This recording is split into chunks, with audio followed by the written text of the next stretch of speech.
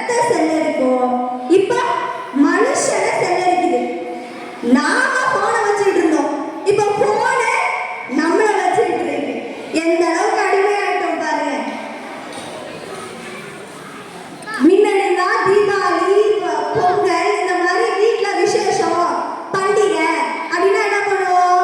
பலகாரம் சொல்லுவோம். பக்கத்து வீடு, இந்த வீடு, அடுத்த தெருவில் இருக்க மாமா வீடு, இப்படின்னு வீடு வீடா தேடி போய் கொடுப்போம். இப்ப போட்டோ எடுத்து வாட்ஸ்அப், இன்ஸ்டாகிராம்ல ஷேர் பண்றோம். எந்த அளவுக்கு உங்க டெக்னாலஜி எங்களை வளர்த்துட்டு இருக்கு பார்த்தீங்களா? ஸ்மார்ட் போன் ஏன் தெரியுமா அதுக்கு பேரு? ஏன் ஸ்மார்ட் போன் பேர் தெரியுமா? தப்பெல்லாம் தடையவே தெரியாம ஸ்மார்ட்டா பண்ண வைக்கணும். அதனால அதுக்கு பேரு ஸ்மார்ட் போன். ஸ்மார்ட் போன் கம்மியா இருந்தப்போ சைபர் கிரைமோட ரேட்டும் கம்மியா தான் இருந்தது. ஸ்மார்ட் போனும் அதிகமாயிடுச்சு, சைபர் கிரைம்ன்ற ஒரு டிபார்ட்மெண்ட்டும் உருவாகி இப்போ சைபர் கிரைமோட ரேட்டும் அதிகமாயிடுச்சு. மனிதாபிமானமே அத்தை போச்சுங்க இந்த ஆண்ட்ராய்டு போனால. ரோட்ல ஒருத்தவங்க அடிபட்டு கிடக்குறான். சமீபமா நான் பார்த்தேன், ரோட்ல ஒருத்தவங்க அடிபட்டு கிடக்குறான். அவனை வந்து அந்த வழியா வந்து கடந்து போற ஒருத்தவன் போட்டோ எடுத்து ஷேர் பண்றான் ஃபேஸ்புக்ல. பாவம் இவர், உதவ யாரும் இல்லை. அப்ப நீ என்னடா பண்ணிட்டு இருக்க? இந்த நிலைமைக்கு கொண்டாந்து விட்டுச்சுங்க நம்மள.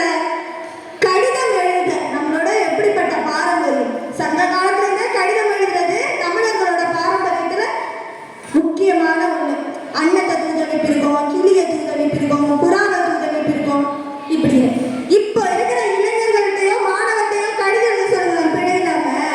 அவனுக்கு எழுத தெரியாது. அப்படிதான் ஒரு அப்பா தன்னோட பிள்ளைகிட்ட கடிதம் எழுத சொல்றாரு. அந்த பிள்ளை என்ன எழுத சொன்னாருன்னா, தம்பி அத்தைக்கு ஒரு கடிதம் எழுதணும், எழுதிப்பா அப்படின்றாரு.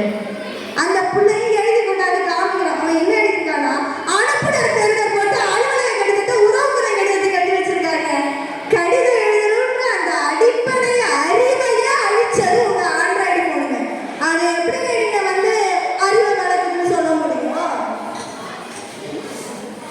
முன்னாடிலாம் வழி கேட்கிறவன் வழி சொல்ல